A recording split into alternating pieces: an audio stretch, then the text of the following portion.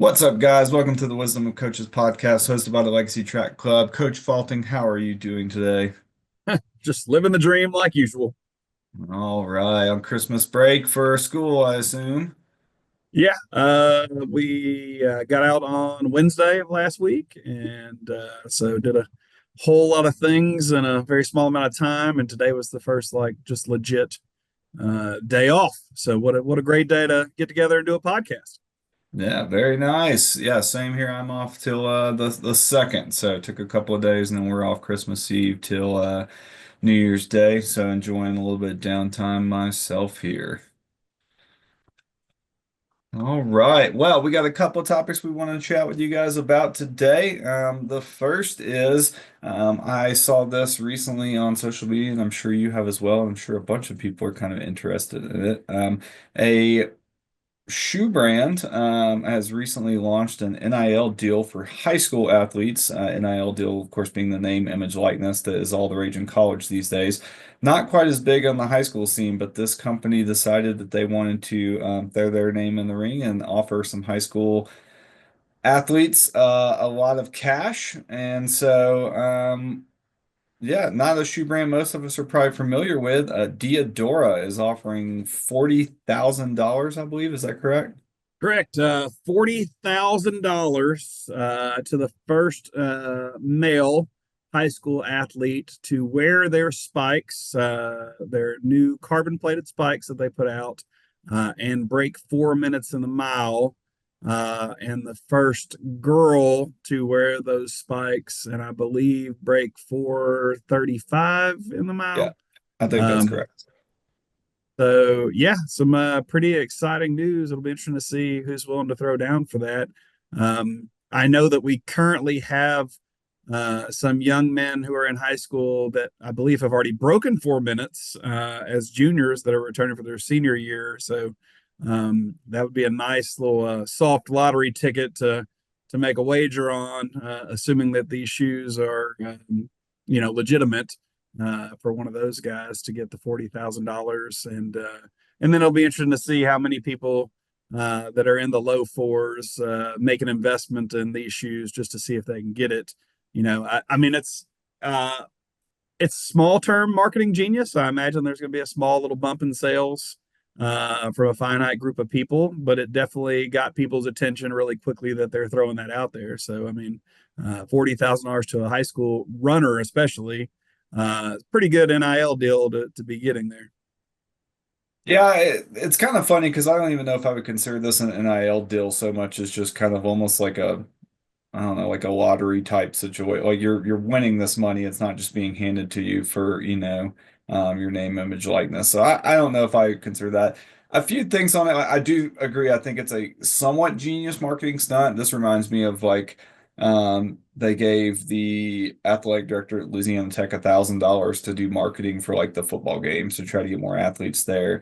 And so he was just like, cool, we're gonna announce at the football game that someone in the stadium wins $1,000. That's a student. And like that's my strategy. And they didn't like it, but it turned people out because people are like, oh man, I'll just go to a football game and I have a chance to win $1,000. This is kind of similar, but like the sales part, I don't know, because to me it's kind of like I think it is bringing some interest in the Diadora, which I believe is more of a soccer brand, if I remember correctly. They're not really much in the way of track spikes originally, but I mean, how many like 1 to 2 guys, maybe a year, high school athletes are gonna break 4 minutes? And I'm not quite as well versed on the women's side, but I'm assuming there's probably not that many girls who are also going out and running 4:35 routinely every single year. So, I mean, Well, I in mean, I can terms tell you of, that in our state, neither has happened ever. yeah, You know, probably it, not in like the professional level either. so yeah, I believe uh, we have not had a Louisiana-born male break 4 minutes in the mile on Louisiana soil ever.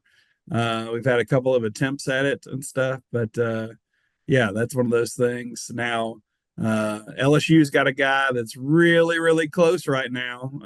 Now, I don't know if he's going to do it at an LSU meet uh, in Baton Rouge or not. Yeah. LSU's facility is a little bit more of a challenging track. It's 200 meters flat, not really a forgiving surface for distance runners.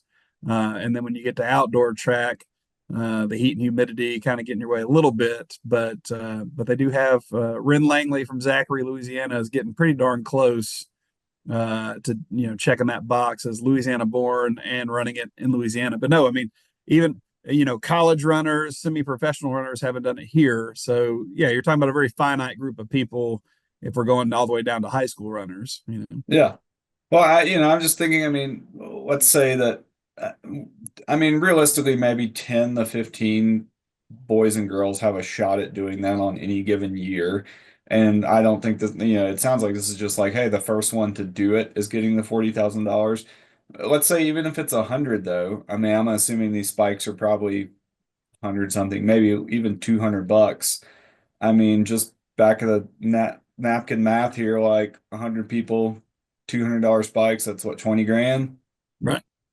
So like you're gonna pay someone 40 grand and you're gonna maybe make 20 grand selling it to these athletes. And I'm sure other athletes will probably pick these up because it's a stunt and stuff like that. But it seems strange to me. Well, I do think, and you've been a little bit removed from this market for a little while, but there is that group of moms out there of kids that are pretty intrigued by like the next big shiny thing. And so you see these kids that are showing up for like the local 5Ks that are in the Alpha Flies and running, you know, 32 minutes, as a 13-year-old because they're just enjoying running. But Yeah, but they've got the Alpha Flies and the Breathe Right strips and the arm sleeves and all these things. And so there's that group of moms that are going to see this shiny toy for their kids and buy it.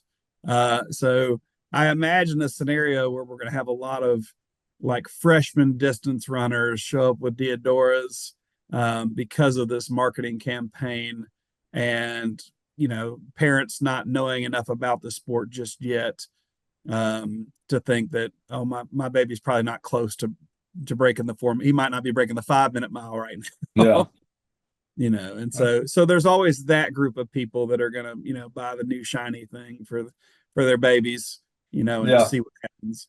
I guess lastly on this, and then we'll move on to the next thing. But you have an athlete that let's say it's not quite close to the 4 minute yet, but it's probably going to be knocking on the door before too long if Right. all goes well. Are you going to be if they go out and run, let's say 4:04 outdoor this year, you going to be telling them to get some Diadora spikes? Surely someone takes these people up on this offer before this occurs. I mean obviously any great high school boy distance runner has a goal of trying to break 4 minutes of the mile. We are pretty blessed that I have a kid that runs for me on the high school team and runs for the Legacy Track Club. That does have a chance. He went 4:13 as a freshman. Battled a little bit of an injury last year. Had to sit out 10 weeks from perennial tendonitis, and then came back and ran 4:16 in the mile, and then even more impressively 9:13 for 2 miles. And so, yeah, our goals this year are to run 4:0 something this year, and then hopefully go after the 4 minute mile next year. And so, but surely somebody who can run a sub four just goes ahead and takes this money. Yeah, I mean, assuming this shoe doesn't do some damage, then I think it'll be just fine. We didn't talk about this pre-show, but I this came into my mind, when it comes to marketing campaigns, and it's been all of the rage and topics here over the last 2 days. I don't know if you saw this or not, but Nike and New Balance indoors have kind of been battling each other out for several years. They're the same weekend every year. New Balance has, the track at Boston, which is, I mean, arguably the fastest track, indoor track in the world. And then Nike set up shop at the Armory for several years, and they just redid the track last year. But it looks like some of the best talent year after year is starting to favor the New Balance one in Boston over Nike in New York. So what does Nike do? They talk to Cooper Lefton House and Caden Leonard, and decide that this year at Nike, not only are they going to score the states that are represented in state scoring, so Team Texas could go and beat, Team Utah or Colorado or something like that. They're actually going to allow for, at the end of the entire meet, a state by state all star battle in the DMR. Here Texas already has, a representative for Worlds in the 800 that's a high schooler, as well as, one of the fastest teenage distance runners of all time, and Caden Leonard, teaming up together with whoever they can find to run a 400 and a 1200. But I am anxious to see if the fact that you no longer have to run just with your high school teammates, if we're about to see a really big boom in New York City where, Harriman and American Fork make a DMR together, or over where you're at, Niwot and, Vista Mountain or something pair up together, or Cheyenne Mountain, pairs up together with people, and we just see these absolutely stacked teams come out in full force, at Nike Indoor Nationals. So just kind of want to get your thoughts on that. And again, I think this might be a legit marketing campaign to kind of change the game for what's going on in the indoor circuit. Yeah, no, I think that sounds fantastic. I mean, Nike and Foot Locker have been battling out cross country nationals for years and years now, and so it's kind of a surprise that New Balance has been um, usurping them a little bit in the indoor track world. But yeah, we always talk about, and we've talked about in numerous podcasts, like just more visibility, more competition. Like these are just good things for the sport. So having like I a lot of times rules can be very restrictive. Like, oh, they have to be from the same school. I think it's great. Like, hey, let's take four runners from, the four fastest runners for a DMR in this state, regardless of what school they're in, and throw them together and have them go battle some other states. And I think that that's going to create some incredible races. You're going to get states, of course, like California and Texas and New York that are probably going to be coming out swinging pretty good. I think states like Utah and Colorado have a little bit of an advantage, and maybe some of the distance stuff being coming from sea level or coming down the sea level from altitude, but maybe not quite as good of an advantage at 400 or 800, where those runners are not going to be able to train quite as well as somebody at sea level when it comes to those type of events. So I think that sounds like a fantastic idea. I would love to like see how that plays out. And yeah, I think that that would just be great to kind of see routinely come back year after year. I think that's going to develop some young athletes and start bringing more attention to things like Worlds and the Olympics, and drawing people to track and field and creating just rivalries and interest and things like that we haven't really gotten to see a whole lot in track and field, just because it's been so heavily governed at times.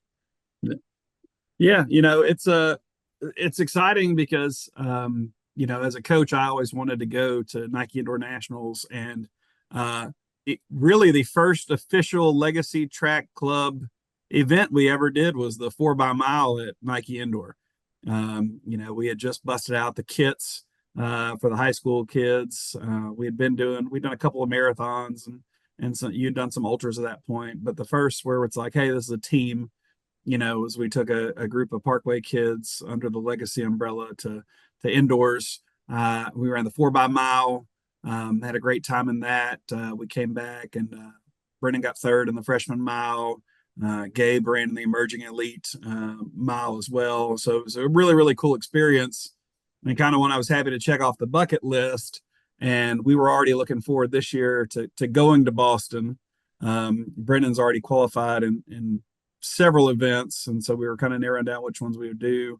We have a group of young guys we think could also qualify in the 4x mile, and this word came out from Nike, and just like we're talking about expert marketing, it's almost like, all right, are we going to pivot and go back to New York, take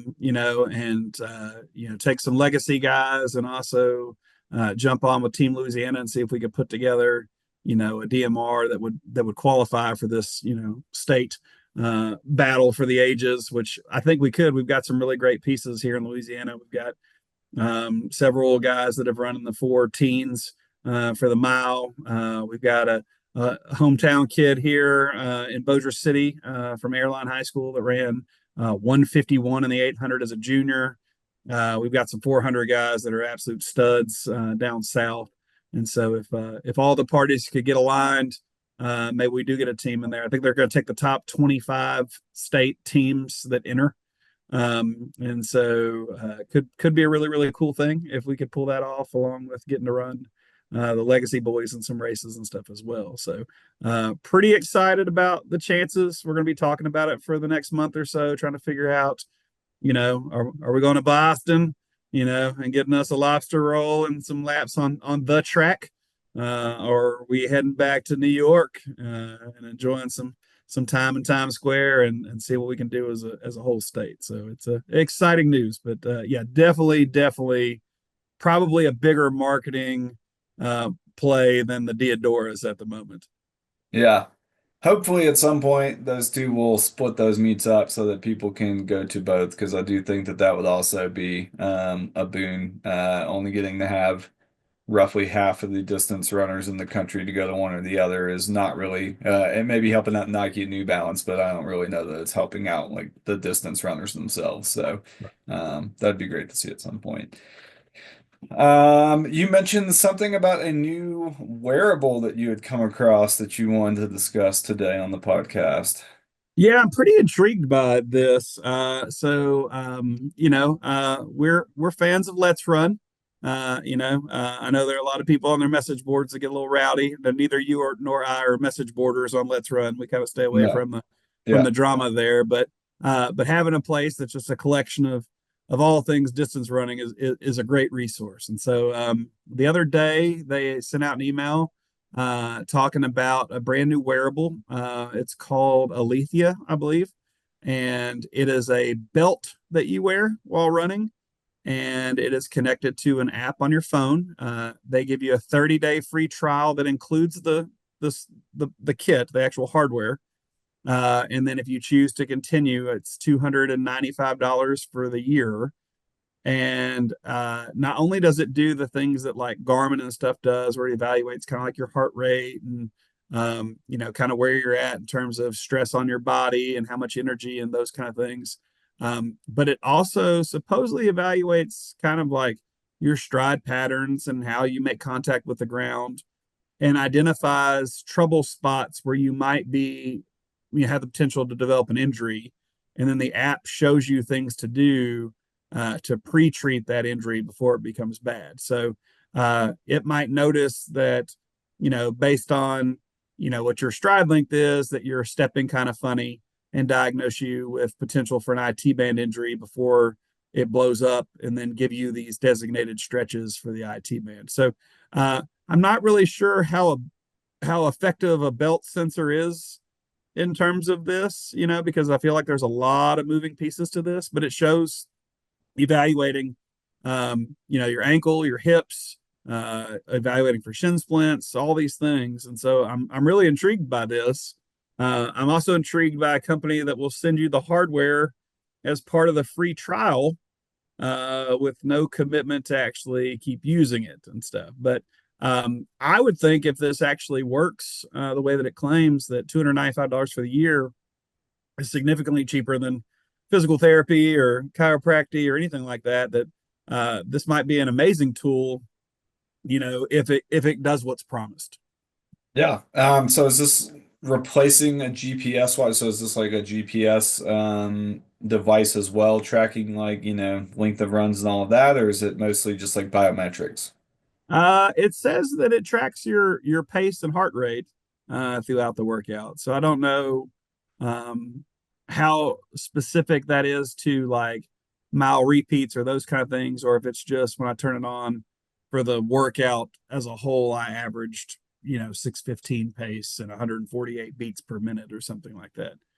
Yeah. So That'll be interesting. I'd love to take a look at that. I mean, all the technology these days is getting more and more advanced, and at the same time, sometimes it's kind of getting like more and more dumb at the same, in the same breath. Like we get these smartwatches now that are tracking every single metric that we have, and we've talked about numerous times, these things they have, AI built into them where it's going in and it's evaluating your run. And, I have a Coros, so mine will tell me, it'll give me a percentage based on how well my run was. So like 100% obviously was good.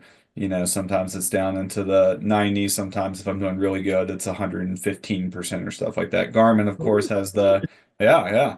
Garmin, of course, has the fame like you did great, you were unproductive, which is always quite funny because we've had numerous runners who have like PR'd in the marathon and have gotten like an unproductive reading from their Garmin after the fact, which is just quite humorous. And then, there's Strava has rolled out kind of its own little AI overview at the end of the runs, which is quite worthless.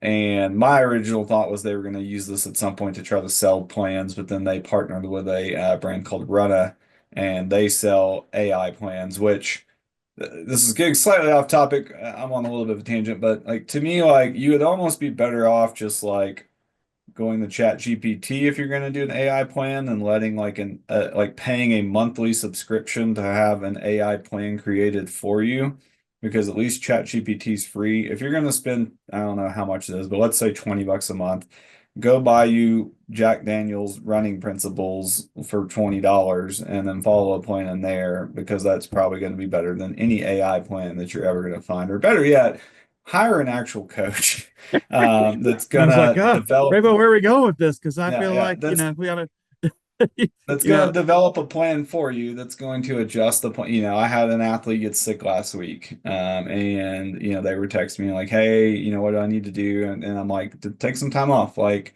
if you're, you got like a head cold and you got some stuff, you're having trouble breathing, like you're going to be better to just rest several days and get over it than you are to go out and run some substandard runs, probably prolong your sickness. You're not going to lose fitness in a couple of days. And a running plan is not going to be able to tell you that. A AI plan is not going to be able to tell you that. So I am very intrigued by this, because like my watch will tell me like, oh, your stride length's this long. And it's kind of like, how's the watch on my wrist really tracking my stride length? And I'm sure it's based off of impact, and then it's taking into account my height based off distance and how many impacts it's sensing. But I kind of wonder, like, yeah, with the belt thing, how is that tracking your ankles and your knees and your hips and some of these things? So very interesting. It almost makes me like, since they do it for free for a month, just trying it out for a month, and then I'm sure the catch is like you have to send it back if you don't right. want it, and people are like just like not sending it back, so then they're getting charged the $300 for it's a lot of things will just give you the free thing because they know people will not go through the hassle of canceling something and will just pay after the fact. So, Younger people won't remember this, but did you ever join one of those CD clubs back in the day, where they mailed you a free CD every month? And you're looking at me like I'm crazy. I'm much yeah, older than you. So yeah, I used to be a part of this like CD group where like you could pick like 10 CDs for like $1, and they would send them to you. But then when you join this club, as part of that happening, you got sent one free CD a month. That if you didn't return it, it was $29.95 yeah, and stuff. And so that's how they made their money up from giving you the 10 CDs for $1. And right, you could not cancel your subscription for at least a calendar year. yeah, And people would just constantly forget to send these CDs back. And then, you're paying $30 a month. yeah. It's pretty genius because, working with the postal service and stuff wasn't like it was just clockwork to, you had to No, go find and a post office and yeah, things like that, and then you but were probably so, but I will say, I think the intriguing part about this is I am constantly trying to figure out a better way to do injury prevention. And so, if this sensor reduces some of the injuries by catching things early, then I would be excited for this as a coach, to hook that up and have that monitor people. Um, Heck, I'd be excited for that as a coach, not just for a high school team, but for this legacy team, because we're coaching yeah, people all over the country, and so it would be a kind of a good thing to kind of get in front of seeing some things that we don't get to see one on one. yeah. that you're not Yeah. getting to see in person. Right. 100%. If it's, I'd be interested. It's not something that I would probably be the guinea pig on, but if, I had talked to a few people or you read some reviews after a few months and people are like, oh man, this really, caught some things or like, yeah, like there are things that I know that, issues that I have that I've just developed over, years and years of running that like, hey, if I don't pay attention to this, this is going to start bothering me. If it would pick up on that pretty quick and then it would be like, oh, okay, this thing does know. Like, because like you're saying, if I'm not having to pay, $60 a month to go to my chiropractor or pay, $100 a month for a massage therapist, this thing pays for, essentially $25 a month is what it's coming out to. Right. Unless you have some really good insurance, you're probably paying more than that just to go to a chiropractor or a massage therapist for maintenance type stuff, not to mention Right. physical therapist for when you get injured. So And then I want to go back to, the idea of if it were the other thing, if it was a tool to create workouts or those kind of things, and some of the stuff you mentioned. Um, I don't think people in this day and age that are looking for the quick fix or the cheap fix are really understanding the value of the human element of coaching. And we've used this quote before, like, yes, there's a recipe for becoming a good distance runner. All right. But following the recipe doesn't necessarily work for everyone. You kind of need a chef in the kitchen to kind of taste it and season, the recipe until it's just right for the person that it's for, And so I look at, we've got a guy that we train now named Heath that came on board with us in late July that wants to be a Boston qualifier in the marathon. And Heath has paid for numerous marathon training plans that are out there. He's gotten a book and read over the book and followed the marathon plan in the book. And with that, he got his time down to 3:33. Starting in July with us and being a guy that I could, give feedback to week after week after week. He was able to, from July to Thanksgiving break, drop that marathon time down to 3:10, And so, did I give him something that you couldn't have found in some book? No. I mean, again, there's only so many ways to make somebody a fast marathoner. Did I take into account his lifestyle? He's a young dad. He's a high school football coach. Did I take apart that? Yes. Did I take apart like into account like where he was coming from in training, how many miles he'd been doing week after week before he met me? Yes. Was I able to take into account when he stubbed his toe, like that we made adjustments and switched to cross training for a little while to make sure his toe wasn't broken and that he was healthy? Yes. All of these things happened that are not going to happen from a book, from some kind of AI generated thing, from just a plan. Um, I always laugh like we sell some plans on our website, and they're great plans for somebody that just wants to improve a little bit, that's looking to maybe get off the couch and go run a 5K, or I've been a road 5K guy for a little while. I want to try my hand at a 10K or half marathon. So, but the value that we've been able to offer people in our actual being able to coach these people week by week, give them advice, hear what they're doing that's impacting them, and make decisions on that. There's no amount of money that is not worth you paying that to find the success. If it's truly your goal to be successful in distance running, to find yourself a real coach to go get after it with and stuff. So if Alethea was doing that kind of thing, I'd say, yeah, squash it.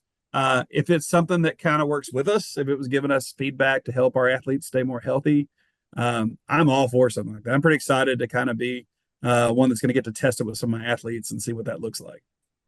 yeah.